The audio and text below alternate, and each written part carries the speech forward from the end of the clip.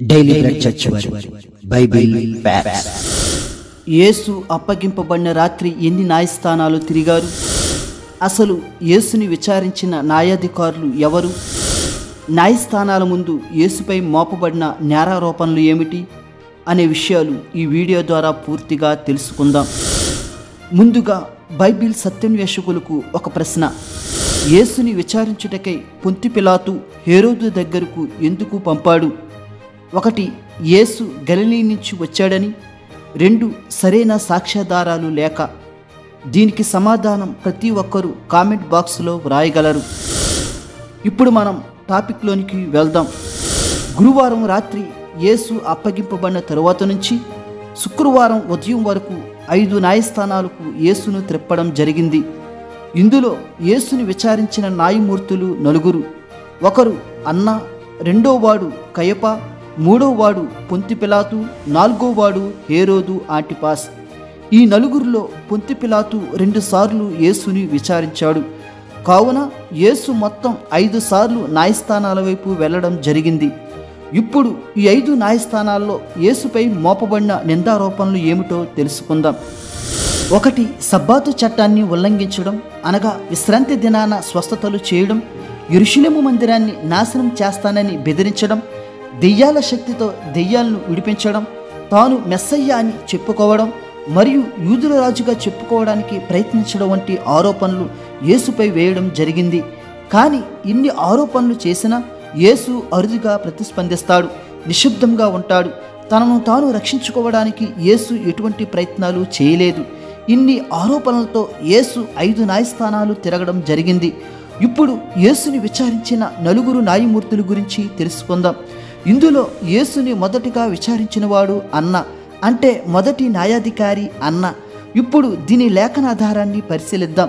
యోహాను సువార్త 18వ అధ్యాయము 12వ వచనం. అంతటా సైనికులను, సహస్రాధిపతియు యూదుల బంట్రోతులను యేసును పట్టుకుని ఆయనను బంధించి మొదట అన్నా యొద్దకు ఆయనను తీసుకుని పోయిరి. ఈ లేఖనాన్ని బట్టి సైనికులు యేసుని మొదట అన్నా యొద్దకు తీసుకెళ్లారు. ఇప్పుడు అన్న ఎవరో తెలుసుకుందాం. ఈ అన్న మాజీ ప్రధాన యాజకుడు, కానీ అప్పట్లో ప్రస్తుత ప్రధాన యాజకుడు కయప. ఈ అన్న కయపాకు మామ అవుతాడు. ప్రాథమిక విచారణకి యేసుని మొదట ఈ అన్న దగ్గరికే తీసుకువస్తారు. ఈ అన్న న్యాయస్థానంలోనే యేసుని అరచేతితో కొట్టడం జరిగింది.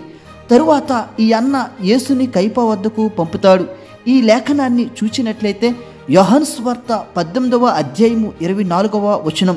అంతటా అన్న యేసుని బంధింపబడి ఉన్నట్లుగానే ప్రధాన యాజకుడైన కయప యొద్దకు పంపెను. ఈ విధంగా యేసు మొదటి న్యాయస్థానం నుంచి 2వ న్యాయాధికారి అయిన కయప వద్దకు పంపబడ్డాడు. ఇప్పుడు కయప ఎవరో తెలుసుకుందాం. మత్తయి సువార్త 27వ అధ్యాయము 57వ వచనం. యేసుని పట్టుకున్న వారు ప్రధాన యాజకుడైన కయప యొద్దకు ఆయనను తీసుకుని పోగా అక్కడ శాస్త్రులను పెద్దలను కూడి ఉండేరి. ఈ లేఖనం ప్రకారం యేసుని విచారించిన 2వ న్యాయాధికారి కయప.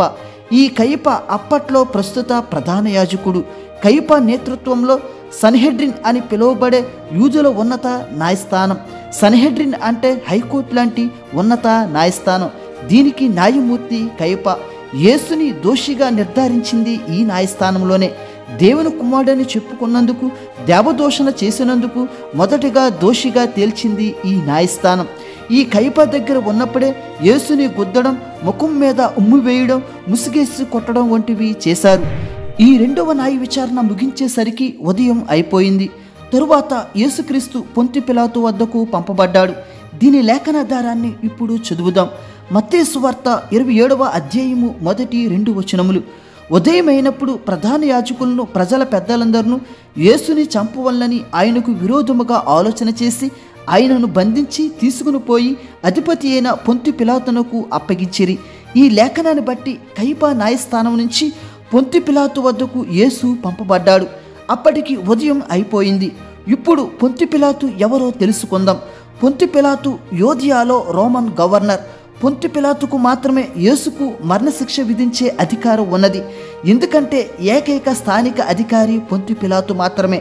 యేసుకు మరణశిక్ష విధించడానికి తగినన్ని సాక్ష్యాధారాలు కనుగొనలేకపోయాడు. అయితే యేసు గలిలీలోని నజరేతు నుండి వచ్చాడన్న సమాచారాన్ని బట్టి పొంతు పిలాతు గల్లీయ పాలకుడైన హేరోదు వద్దకు యేసును పంపించాడు. అప్పటికి హేరోదు యెరూషలేము వచ్చి పస్కా పండుగలో పాల్గొన్నాడు. అంటే 3వ న్యాయస్థానం నుంచి 4వ న్యాయాధికారి అయిన హేరోదు వద్దకు యేసు పంపబడ్డాడు. దీని లేఖనాధారం ఇప్పుడు చదువుదాం. లూకా సువార్త 23వ అధ్యాయము 6-7 వచనములు. పిలాతు ఈ మాట విని, ఈ మనుషుడు గలిలయుడా అని అడిగి, ఆయన హేరోదు అధికారం క్రింద ఉన్నాడన్న ప్రదేశపు వాడని తెలుసుకొని హేరోదు వద్దకు ఆయనను పంపెను. హేరోదు ఆ దినములలో యెరూషలేములో ఉండెను. ఈ లేఖనాన్ని బట్టి యేసు గలిలయ నుంచి వచ్చాడని గల్లీయ పాలకుడైన హేరోదు వద్దకు పిలాతు పంపాడు. అప్పుడు హేరోదు యెరూషలేములోనే పస్కా పండుగలో పాల్గొన్నాడు. హేరోదు వద్దకు యేసు తేబడిన తరువాత సైనికులతో కలిసి యేసుని అపహసించాడు. ఈ హేరోదు అనేక ప్రశ్నలతో యేసుని అవమానపరుస్తూ ప్రశస్త వస్త్రాలు తొడిగించి తిరిగి పిలాతు వద్దకు యేసును పంపుతాడు. కొసమెరుపు ఏమిటంటే, శత్రువులుగా ఉన్న హేరోదు, పిలాతులు యేసు న్యాయ విచారణ ప్రక్రియ ద్వారా మిత్రులైపోయారు. ఇప్పుడు 5వ న్యాయ విచారణ తిరిగి పొంతు పిలాతు ద్వారా జరుగుతుంది. ఇదే ఆఖరి తీర్పు. ఎందుకంటే మరణశిక్ష విధించే ఏకైక అధికారం పొంతు పిలాతుకు మాత్రమే ఉన్నది. ఎందుకంటే యోధియా స్థానిక రోమన్ గవర్నర్ ఇతనే. కానీ మరణశిక్ష విధించే నేరారోపణలు యేసులో కనుగొనలేకపోయాడు. అయినా కానీ ప్రజల ఒత్తిడి మేరకు యేసుని సిలువకు అప్పగించాడు. యేసుకు మరణశిక్ష ఈ ఆఖరి తీర్పులో వెలువరించాడు. లూకా 23వ అధ్యాయము 25వ వచనం. యేసుని వారికిష్టము వచ్చినట్టు చేయుటకు అప్పగించెను. ఈ విధంగా పిలాతు యేసుని సిలువకు అప్పగించాడు. ఇదంతా మన కోసమే కదా యేసు చేసింది. దేవుడు మిమ్ములను, మీ కుటుంబములను దీవించునుగాక. ఆమేన్.